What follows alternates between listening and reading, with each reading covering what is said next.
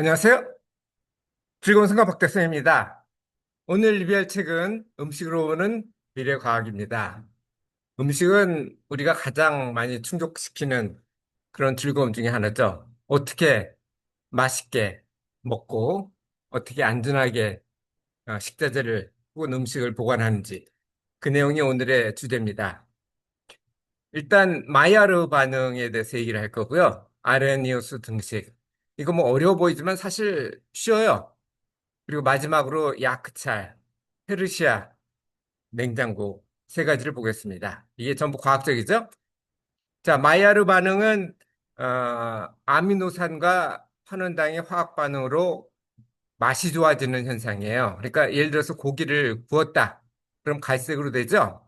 냄새도 좋아지고 그게 마이야르 반응인데 마이야르가 이 MAILLARD, 마이아르드로 보이는데 마이야르로 발음한 이유는 이 사람이 프랑스 사람이에요. 프랑스 과학자인데 원래는 체내에서 발생하는 현상이었다고 합니다. 이게 저온에서도 가능하거든요. 시간이 좀 걸려서 그렇지. 그런데 의외로 음식 쪽에서 훨씬 더 관심을 가지니까 아, 그래서 지금 음식으로 미래 과학에서 나온 거예요. 저온으로 해도 우리 체내 같은 경우 저온이잖아요. 그 스테이크 굽는 것보다는 훨씬 낫죠. 장기 발효에 사용되는 게 마이야르 반응입니다. 오래 걸린다는 게 문제죠. 그래서 뭐 장을 담그거나 뭐죠? 뭐 이런 경우는 상관이 없지만 먹으려고 음식 요리할 땐 이게 좀 온도를 좀 높여야 될 필요가 있겠죠. 그래서 120도에서 180도 정도로 하면 요리하는데 뭐 보통 1시간 내로 잡죠? 그렇게 만들 수가 있는데 이 마이야르 반응하고 캐러멜화하고는 조금 달라요. 온도가 180도가 넘어지면 캐러멜화가 되는데 이거는 당이 우리 달고나 뭐 이런 거 떡볶이 뭐 이런 거 해보신 적이 있을 거예요. 나이 드신 분들은.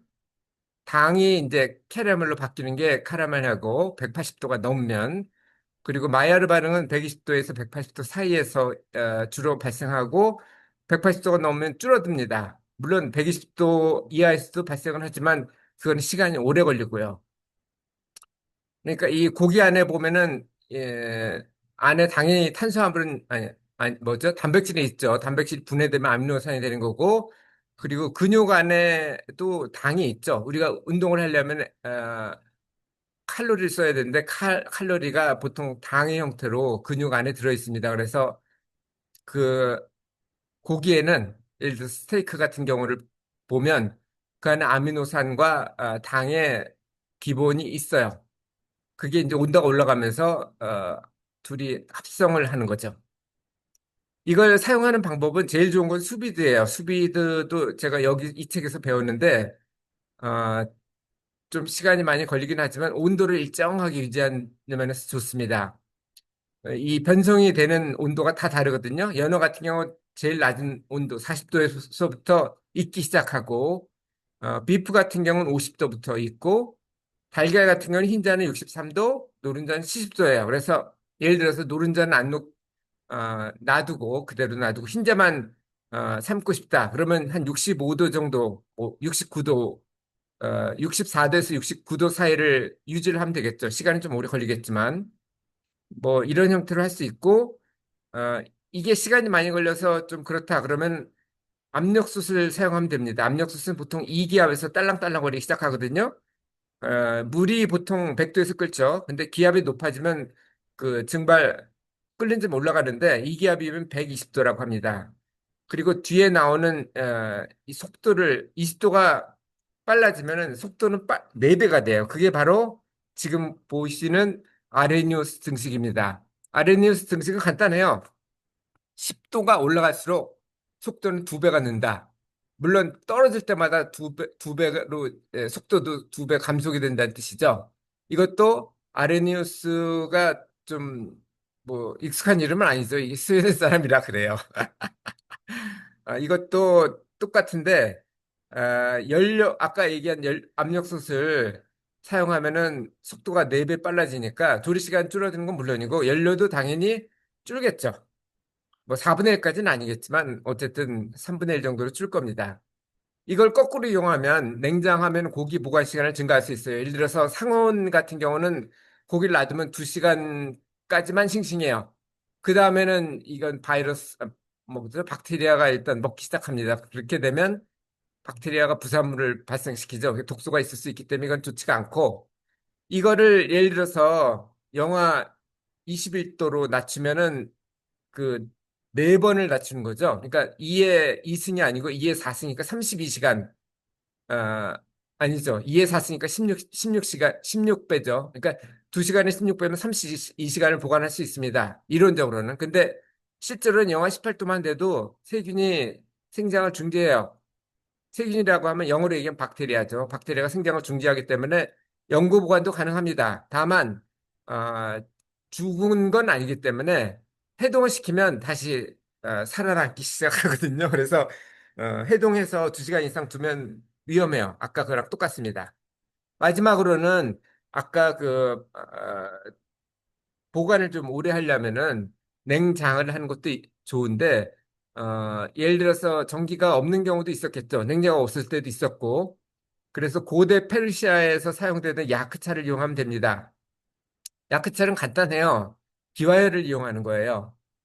기와열을 이용하고, 온도를 그 사막 같은 경우, 이 페르시아 같은 경우 사막지대잖아요. 사막의 기후상의 특성은 일교차가 높고, 제가 아프리카 여행을 한 적이 있었는데 낮에는 엄청나게 덥고 겨울엔 또 겨울이 아니고 밤에는 또 엄청나게 추웠습니다. 그래서 잘 때마다 제가 뜨거운 페트병을 뜨거운 물에 넣어가지고, 아니지 거꾸로지, 페트병에 뜨거운 물을 넣어가지고 잘 때 그걸 품고 그 침낭에서 잔 기억이 있습니다.